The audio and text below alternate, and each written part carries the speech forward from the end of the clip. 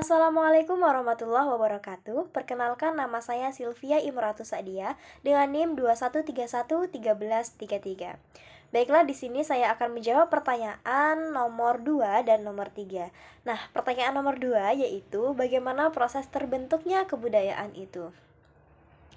Kebudayaan itu sendiri adalah hasil ciptaan manusia. Nah, lalu bagaimana sih proses terbentuknya kebudayaan ini? Yang pertama itu ada dorongan naluri.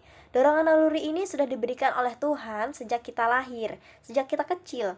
Seperti ketika bayi, kita pas mengeluarkan kotoran, pup, kemudian buang air kecil, itu naluri kita pasti merasa risih dan kita akan menangis. Nah, itu budaya seorang bayi.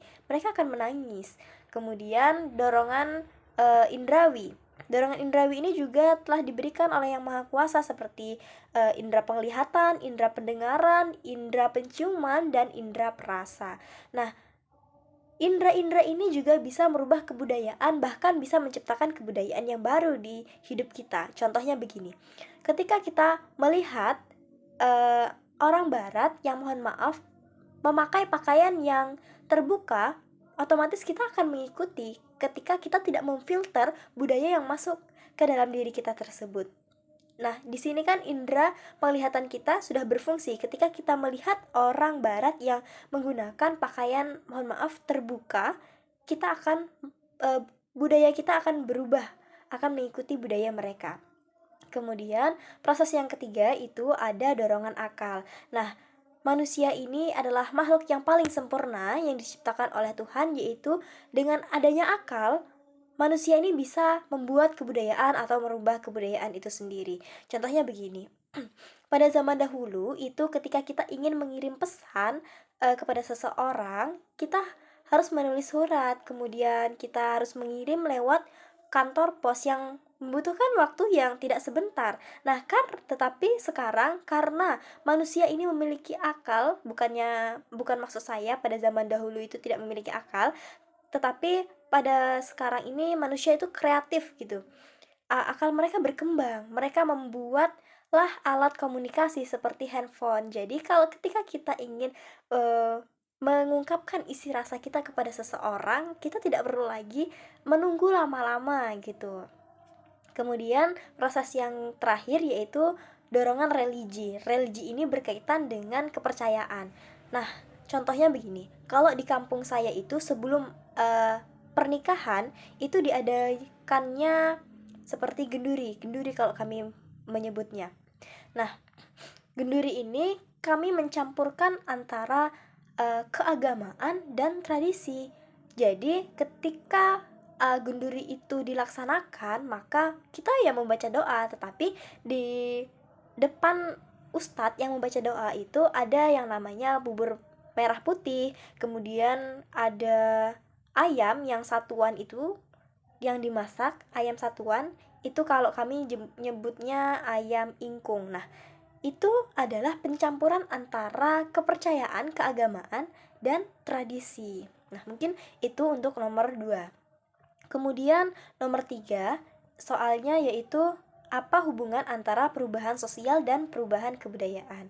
Nah, perubahan sosial ini adalah perubahan yang terjadi secara struktur. Contohnya, ketika menteri di Indonesia berganti, maka berganti pula kurikulum di Indonesia, kurikulum pendidikan di Indonesia.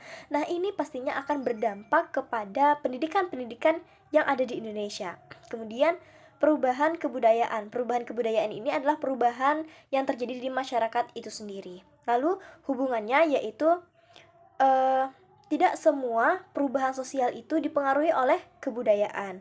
Nah, perubahan kebudayaan ini dihasilkan oleh modernisasi, dikarenakan oleh modernisasi sehingga menimbulkan perubahan sosial.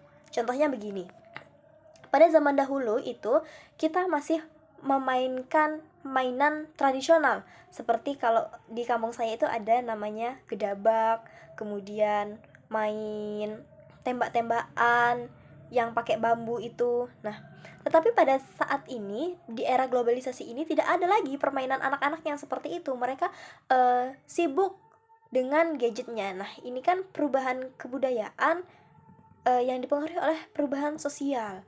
Kemudian contoh yang kedua, kalau dulu kita mau main keluar sama temen itu dipanggil dulu di depan rumahnya, selfie, main yuk gitu. Tetapi sekarang tidak, kita hanya membutuhkan satu alat saja, yaitu handphone. Kita sudah bisa mengajak teman kita untuk nongkrong, untuk keluar main kemana-mana. Jadi kita tidak perlu repot-repot lagi mengajak atau datang dulu ke rumah teman kita itu. Kemudian yang contoh yang ketiga, yaitu pada pra penjajahan itu kan masyarakatnya masih banyak yang belum menggunakan hijab atau jilbab. Nah, tetapi seiring dengan perubahan yang ada, maka banyak yang menggunakan jilbab karena mungkin banyak gitu yang menggunakan jilbab, jadi ikut-ikutan gitu. Jadi hampir semuanya masyarakat Indonesia menggunakan jilbab. Nah, mungkin hanya itu dari saya, ada kurang lebihnya saya mohon maaf. Saya akhiri billahi taufik wal hidayah. Wassalamualaikum warahmatullahi wabarakatuh.